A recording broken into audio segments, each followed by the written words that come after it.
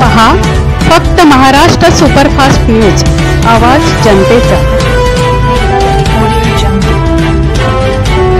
नमस्कार, मी दीपक मांडवकर। आपण पाहतात महाराष्ट्र सुपरफास्ट न्यूज, आवाज जनतेचा। मंडळी, खऱ्या अर्थानं सांगायचं झालं तर संघटना खूप महत्त्वाची असते। संघटनेच्या माध्यमातून शैक्षणिक, कला, क्रीडा याच्या माध्यमातून संघटित विकास हा महत्त्वाचा असतो आणि अशीच एक संघटना आपल्यासोबत आहे, महाबळेश्वर तालुका रहिवासी संघटना। खऱ्या अर्थानं या नालासोपारा विभागामध्ये या संघटनेच्या म्हणजे गावातील आलेल्या लोकांना एकत्रित करून त्यांचा विकास कशा पद्धतीने व्हावा आणि त्यांना कशा पद्धतीने आधार मिळावा यासाठी ही संघटना आतोनात प्रयत्न करत आहे। आपल्यासोबत संघटनेचे सर्व सन्माननीय कदम साहेब आहेत। कदम साहेबांच्या माध्यमातून आपण जाणून घेऊया की कशा पद्धतीचा प्रवास आहे। धन्यवाद सर, प्रथमतः आमच्या चॅनलमध्ये तुमचं स्वागत आहे। तुमचं पण धन्यवाद इथं आल्याबद्दल।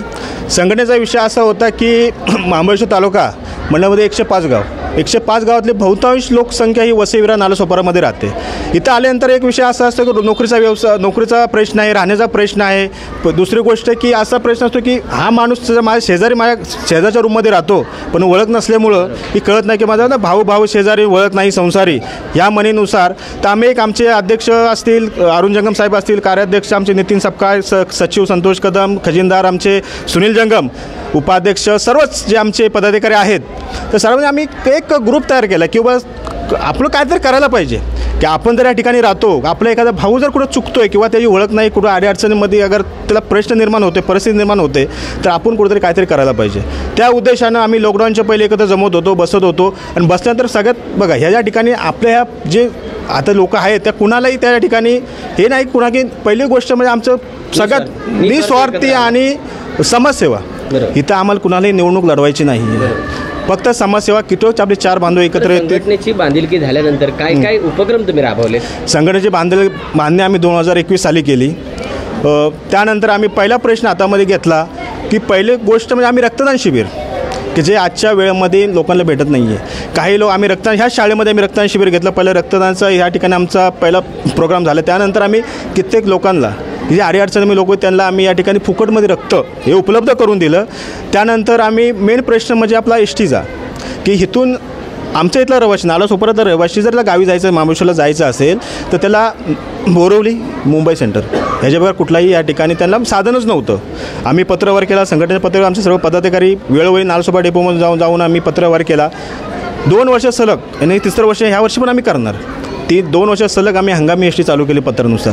त्यानंतर परत रक्तदान शिबिर घेतलं। त्यानंतर आम्ही 3 मेळावे घेतले या ठिकाणी, हा 3रा मेळावा आहे। त्याच्यानंतर संघटनेनं कोण अगर अडीअडचणीमध्ये असेल तर आपल्या सोयीनुसार प्रत्येकाला आम्ही आर्थिक मदत पण या ठिकाणी केली की जेणेकरून आपला भाऊ असेल, कोणीही असेल की या ठिकाणी अडचणीमध्ये राहू नये आणि इथून पुढे ही संघटना असंच कार्य करत राहणार आहे। त्याच्यानंतर 3रा विषय मला सांगतो की समाजामध्ये जी लोक आहेत किंवा समाजासाठी झटतात, जसे तुम्ही पत्रकार आहात, तुम्ही खरा माणसाच्या चेहऱ्यासमोर आणता काय आहे ते, तर त्यांचा पण सन्मान करणं आमचं कर्तव्य आहे। धन्यवाद। त्यामुळेच या ठिकाणी तुमचे मुख्य संपादक जितेंद्र साहेब यांचा आम्ही ठिकाणी सन्मान भूमिपुत्राचा पुरस्कार आभार त्यासाठी।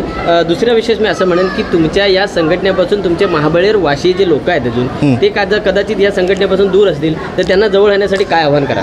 आव्हान तर सगळ्यांनाच आहे। आपलं कार्यक्षेत्र हे समजा आता वसई विरार पट्ट्यामध्ये जरी असलं तरी आमचं नवी मुंबई असेल, बोरवली, कांदोली, मलाड ह्या एरियामध्ये पण बरेचशी लोक आहेत।